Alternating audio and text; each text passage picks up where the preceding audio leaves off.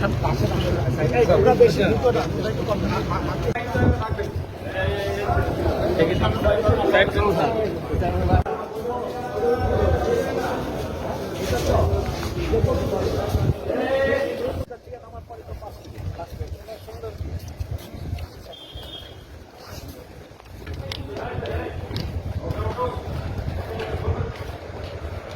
যে আমরা খুব আনন্দিত যে শিবচরে আমরা দুটো প্রতিষ্ঠান বিচার বিভাগ থেকে করার সিদ্ধান্ত নিয়েছি।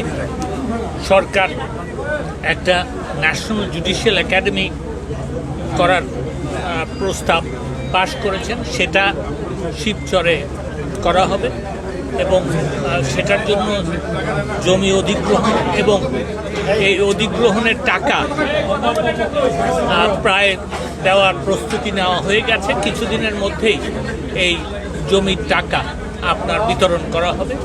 আর ইতিমধ্যে মাননীয় প্রধানমন্ত্রীর নির্দেশে বাংলাদেশে প্রথম একটা আইন বিশ্ববিদ্যালয় হবে, যেটার নাম হবে বাংলাদেশ আইন বিশ্ববিদ্যালয়, এবং সেই বিশ্ববিদ্যালয়টাও আমরা পরিকল্পনা করেছি যে শিবচরেই করা হবে। তো আজকে আমি মূলত এসেছি এখানে যে মাননীয় প্রধানমন্ত্রী জননেত্রী শেখ হাসিনার যে উদ্দেশ্য বাংলাদেশে প্রথম আইন বিশ্ববিদ্যালয় করার, সেটার জমি দেখার জন্য। আমরা 3টা জমি দেখেছি। মাননীয় চিফ হুইপ সাহেব আমাকে এখানে নিয়ে আসছেন। আমি আপনাদের মাধ্যমে তাকে ধন্যবাদ জানাই যে তিনি আমাকে 3টাই খুব ভালো জায়গা দেখিয়েছেন।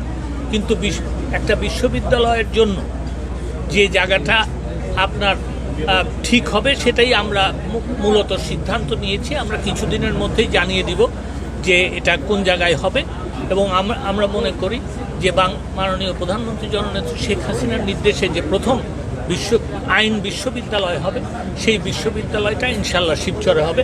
মাননীয় চিফ হুইপের কারণে আরেকটি বিষয় কোটা বিরোধী একটি আন্দোলন আবার আপনারা জানেন একটা জিনিস, সেটা হচ্ছে যখন কোনো মামলা আদালতে থাকে, আমি আইনমন্ত্রী হিসাবে কিন্তু সেই মামলার বিষয়ে কোনো কথা বলি না। আমি এবারও এই বিষয়ে কোনো কথা বলতে চাই না।